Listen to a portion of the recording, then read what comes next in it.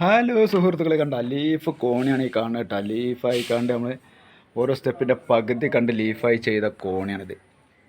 കണ്ടില്ലേ, നല്ല ഡിസൈൻ കണ്ട്. ഇതൊക്കെ ടൈലൊക്കെ വിരിച്ച് കഴിഞ്ഞാണ്ടല്ലോ അതിമനോഹരമാവും.